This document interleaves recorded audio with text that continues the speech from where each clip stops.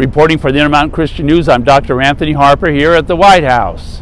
And in answer to many prayers, I finally did get to have a private meeting with Press Secretary Jennifer Psaki in her office this week. That happened today, this afternoon, and I was able to bring up two key issues regarding anti-Semitism, and that being the matter of asking for an update on the Jewish cemetery desecration in Vilnius, Lithuania. For more information about that is savevilna.org. In addition, I asked her for an update and a reply to the Israeli leaders that are in opposition to President Biden's Palestinian consulate establishment in Jerusalem. This is all related to a basic issue in Joel 3:2.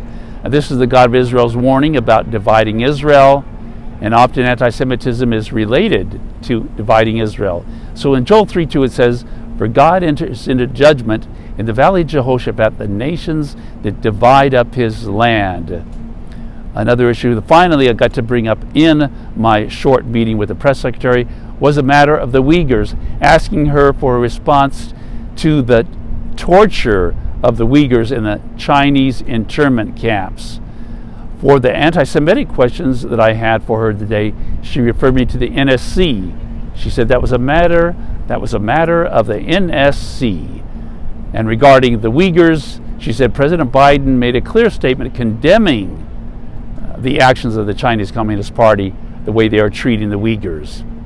Contrary to Press Secretary Jennifer Psaki's statement that President Biden has condemned clearly the way that Uyghurs are treated, my Uyghur contact has said that is not true, that President Biden has not condemned the forced sterilization or the organ harvesting of the Uyghurs. So no clear condemnation of those very troubling behaviors, that abuse of the Uyghurs. There is a lot to look forward to, and pray that Press Secretary Jennifer Psaki will call upon me. She has not called upon me yet, but hopefully that will happen very soon regarding all the human rights violation questions that I have, many concerns of Christians and Jews as well as Muslims, specifically those Uyghurs in the Chinese internment camps. We read news every day, news that's informative but rarely encouraging. The Intermountain Christian newspaper aims to change that.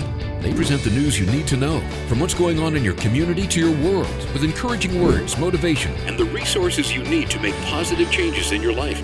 What is your local government doing that you need to know about? What's happening in your community you need to be a part of? Whether it's a story from your neighborhood, a national story, or an encouraging word, you'll find biblical issues of everyday life in the Intermountain Christian newspaper.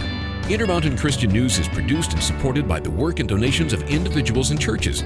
You'll find it at churches, Christian bookstores, by subscription, and online at imcnews.org. To find out more about supporting this local resource, go online at imcnews.org or call Intermountain Christian News in Boise, Idaho at 208-703-8688. The Intermountain Christian News, a voice sharing the truth on matters dear to people's hearts.